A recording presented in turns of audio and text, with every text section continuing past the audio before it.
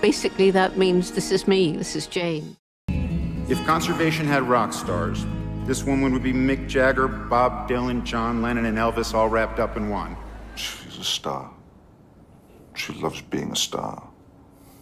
She was always an inspiration to me. She was always one of those women and one of those voices that just helped me feel better about life and how to approach life, and I had hoped. Dr. Goodall, David and I would like to present you with the Global Explorers Citizens of the World Award.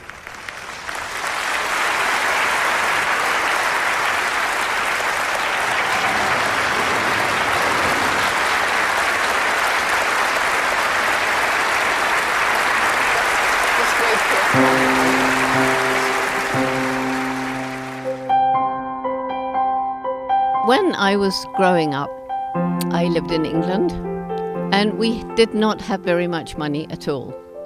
There was a war, and my father was away fighting in the army, and I loved books. And I found a little book about this size, and I just had enough money to buy it. And it was called Tarzan of the Apes. When I read that book when I was 10 years old, that I decided, I know what I want to do when I grow up. I'm going to go to Africa, I'm going to live with animals, and I'm going to write books about them. That was my dream. And everybody laughed at me. How would I get to Africa? There was a war raging. We didn't have any money. There were no planes going back and forth. And I was just a girl. And back then in England, girls didn't have those opportunities. So everybody laughed at me and said, Jane, why don't you get real? Why don't you dream about something you can achieve? Forget this nonsense about Africa. Except my mother. And she said to me, Jane, if you really want something, you're going to have to work very hard. You're going to have to take advantage of opportunity and never give up. I couldn't go to university because we didn't have enough money.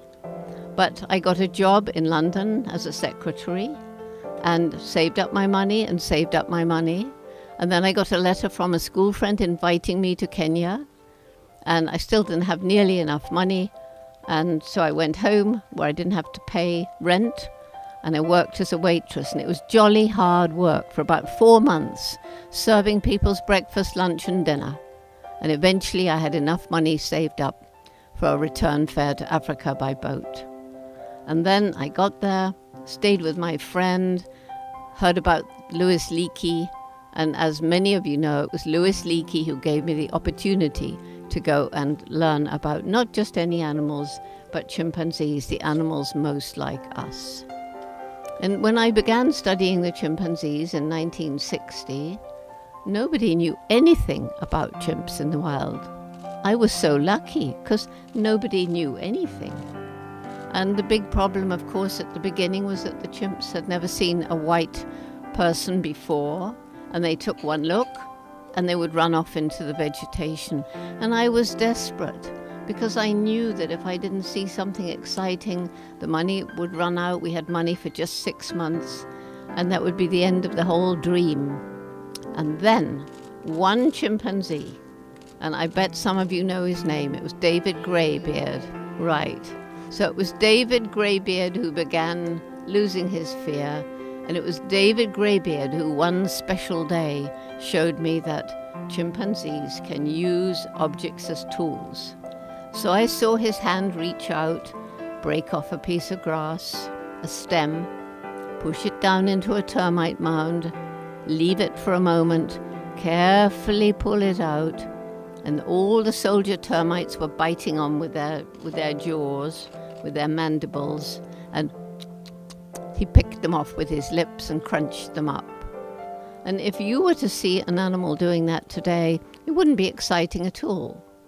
But back then it was exciting because at that time, scientists believed only human beings could use and make tools. And so when I saw David Greybeard and then all his friends using and making tools, it was a very exciting time. And the National Geographic Society sent money so that I could carry on with the study after the first 6 months. So now we have been observing these chimpanzees for 55 years. So they have a very long life.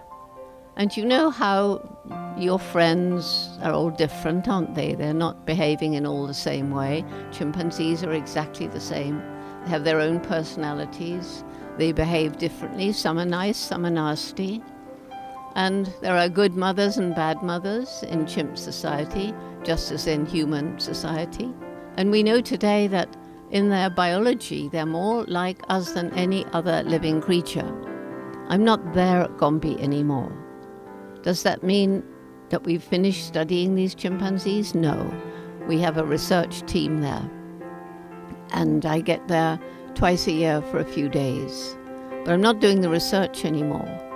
And the reason I left Gombe is because in 1986, I found that chimpanzee numbers were dropping all across Africa. And they were dropping because they were losing their forests, they were being cut down, because human populations were growing and moving into chimp habitat, because chimpanzee mothers were being shot so that their babies could be stolen and sold, and because it was the beginning of what we call the bushmeat trade, and that is the commercial hunting of wild animals for food. So I had to try and help the chimps. That's when I began traveling around the world, talking about all these different problems, all the things we do to harm the world. And one of the worst of them, for me, is cutting down the forests. I mean, don't you think it would be sad if these beautiful trees were all cut down? And it would be especially sad if you were living here. Suppose you lived here, and suddenly all your home is gone. That's what's happening all over Africa, all over Asia, all over Latin America, all over North America. Forests are disappearing. We all need plants. Even animals that eat other animals who've eaten plants. If the plants disappear, there's nothing left. We can't live. And a lot of people feel there's nothing we can do about it. But I don't believe that's true. There are scientists who will tell you it's too late, we can't change anything. I don't think it's too late. I think there's a window of time that we can start to change things around. That's what I'm fighting for.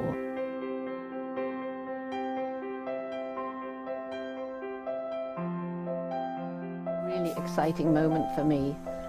Here is Wunda, and she nearly died, but thanks to Rebecca, she came back from the dead almost. I mean, I saw her looking almost dead, but anyway, now she has a will to live, and here she is about to come out into this paradise. She's the 15th chimpanzee to get her freedom here, and we hope ultimately to have about 60 on the island, all waiting, and